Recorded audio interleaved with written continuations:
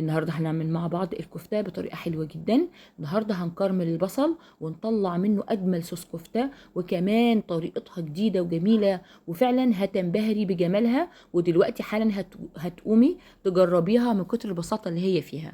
لو اول مره تشوفينا على القناه، انا مروه عبد الغني. انا حابه ان انا اقدم لكم كل ما هو جديد ومفيد، وان شاء الله الطريقه بتاعت النهارده تعجبكم جدا. لو معاكي عزومه، لو معاكي حفله، لو معاكي اي حاجه، هتبقى حلوه جدا ومناسبه ليكي.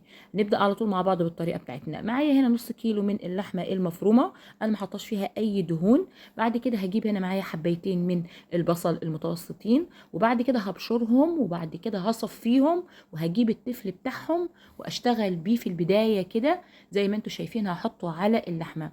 بعد كده معايا هنا حزمة من الكزبرة وحزمة تانية من البقدونس، قطعتهم صغير بالشكل اللي انتوا شايفينه ده، وهننزل بيه على اللحمة المفرومة. معايا 3 معالق كبيرة من البقسماط الناعمة، وكمان معايا معلقة من الملح، وبعد كده معايا نص معلقة بابريكا، نص معلقة فلفل، نص معلقة من الثوم البودر. وهنبتدي ان احنا نقلب بالشكل ده. النهاردة مش هنحط بهارات كتيرة علشان طعم الكفتة يبقى ظاهر معانا.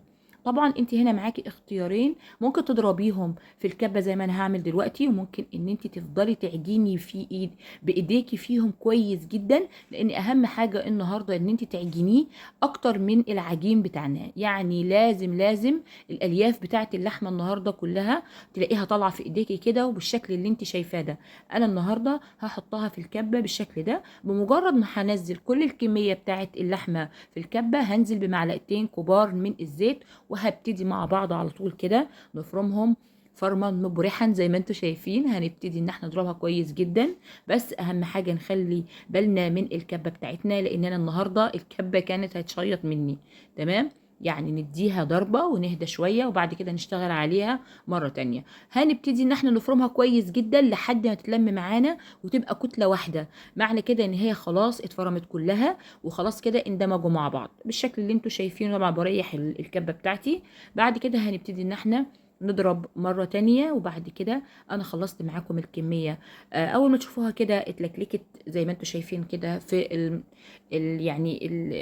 السكين بتاعت الكبة، يبقى هي كده خلاص. هنبتدي ان احنا ننزلها في البولة بتاعتنا.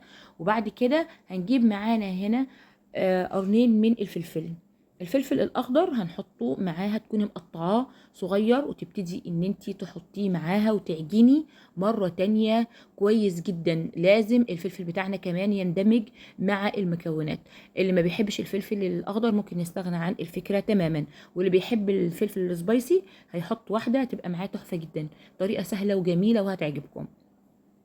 هنبتدي ان احنا نقلبهم كويس جدا مع بعض بالشكل اللي انتوا شايفينه ده. بمجرد ما نعجنها كويس، هنجيب ميه البصل اللي احنا صفينا منها التفل، وزي ما انتوا شايفين هنجيب معانا صينيه او طبق يكون مدهون بماده دهنيه، وبعد كده نبتدي ان احنا نكورها بالشكل ده. انا عايزاها تبقى ملحمه شويه، ما تبقاش رفيعه، يعني خليها تبقى تخينه شويه، ما تبقاش رفيعه، علشان تشبع معاكي كده لما تيجي تستوي وتكبر ويبقى طعمها حلو متميز. بعد كده هنقطع كل الكميه بتاعتنا زي ما انتوا شايفين. انتي بتصبعيها بايديكي، بتتلفي قطعه من اللحمه، وبعد كده بتحطي الميه بتاعت البصل، وبعد كده بتلفيها زي ما انت شايفه، بس ما تضغطيش عليها جامد علشان ما تطولش منك وتبقى رفيعه ما فيهاش لحم من جوه.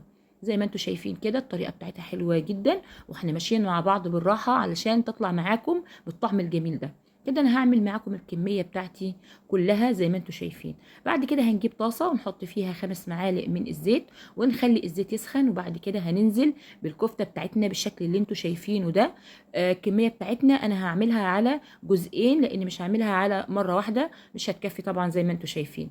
بمجرد ما نسيبها يعني تتحمر معانا، هعمل معاكم كراميل البصل. هقطع البصل في الفتره دي علشان يشتغل كله مع بعض. نعمل الطاستين على العينين بتوعه البوتاجاز، نشتغل مع بعض علشان ننجز. زي ما انتوا شايفين هنبتدي نقلبها الناحيه التانيه. بمجرد ما بتاخد اللون الحلو ده، لان احنا لسه هندخلها تسويه تانيه، ما تخليهاش تستوي معاكي لونها يغمق، لا احنا كده لسه كمان هنديها تسويه مره تانيه. هتبتدي تقلبيها على الجناب.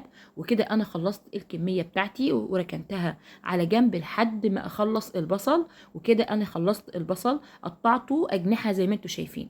الخطوه التانية ان انا بعد ما قطعت البصل هجيب طاسه تانية واحط فيها 4 معالق من الزيت، وانزل بالبصل الكميه اللي انا عملتها 4 حبات من البصل صغيرين او 2 متوسطين.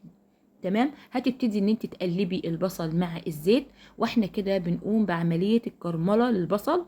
انا عايزه بقى اديله اللون الذهبي الحلو جدا جدا اللي انتوا هتشوفوه ده. هتبتدي ان انت تقلبيها كويس. اهم حاجه ما تخليش البصل على عين عاليه علشان ما يتحرقش منك، وبعد كده هيديكي طعم ممرر. الخطوات بتاعه اللون طبعا مش عايزه اطول عليكم. بمجرد ما هيوصل للون ده هنجيب معانا نص معلقه من الملح، وتبتدي ان انت تقلبيه. كل كيلو من اللحمة بياخد معلقة من الملح. طبعا ده نص كيلو اللحمة، احنا هنحط عليه نص كيلو من الملح. هتقلبيه كويس جدا لحد ما يتكرمل، وتحسي ان البصلة بتاعتك كده نزلت كل المية اللي موجودة فيها، وهتاخد اللون الجميل ده.